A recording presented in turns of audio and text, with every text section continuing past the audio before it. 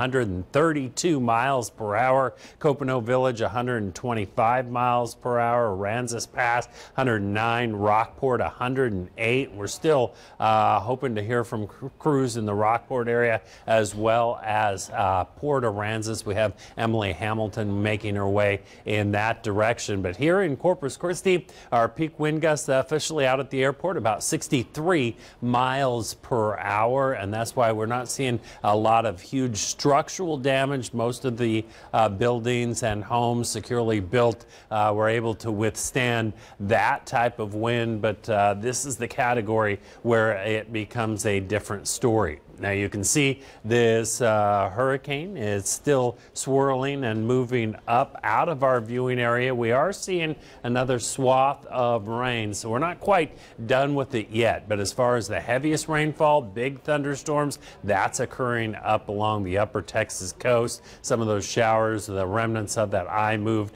through Victoria. Now it's moving just north of the Cuero area, but this is impacting much of the Lone Star State and even Louisiana. You can see these thunderstorms over into the Beaumont area, and they're also moving a bit farther up to the north all the way around, and this is where the biggest threat of the strong flooding or big flooding is likely to occur. Now here in Corpus Christi, we're right on the edge of it. We are on the more favorable location for less damage and less rain. And that's what we got, about 2 inches of rain here in Corpus Christi, about 2.3 in Sinton. But here is where the eye came in, and you can see rainfall totals between 9, 10, 11, up to 12 inches of rain, and then that storm loses that energy source of the warm water, starts to die down a little bit, about 4.5 inches of rain near Refugio, up near the Victoria area. South of there, about 5.5 inches of rain, and then that eye started to die out. But we're not the only ones seeing these torrential downpours. The Palacios area, about 6 inches of rain. Galveston, Houston, 6.4 inches of rain.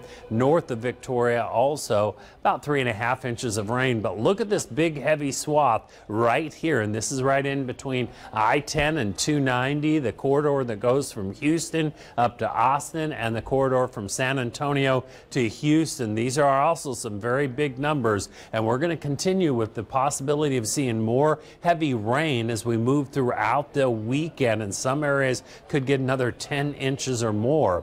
Now here's the latest on Hurricane Harvey. It's still a Category 1 hurricane. The winds 75 miles per hour, so that's why it's likely to be downgraded in the next couple of hours. Still seeing some peak wind gusts about 90 miles per hour, 25 miles west of Victoria. So it is moving out of our viewing area, but we're still getting some of the tail end of the rain along with it. Now it looks like this storm could drop southward. Now that's where we're going to see the potential for even heavier rainfall. We're going to continue to see tropical storm force winds through probably Monday morning. So it's going to continue to be very windy throughout the weekend. But the main thing we want to focus on, flash flood watch. That means we're going to see the potential for more heavy downpours. Some areas another 5, maybe 10 inches of rain or more. So for that reason, the National Weather Service has issued a flash flood watch.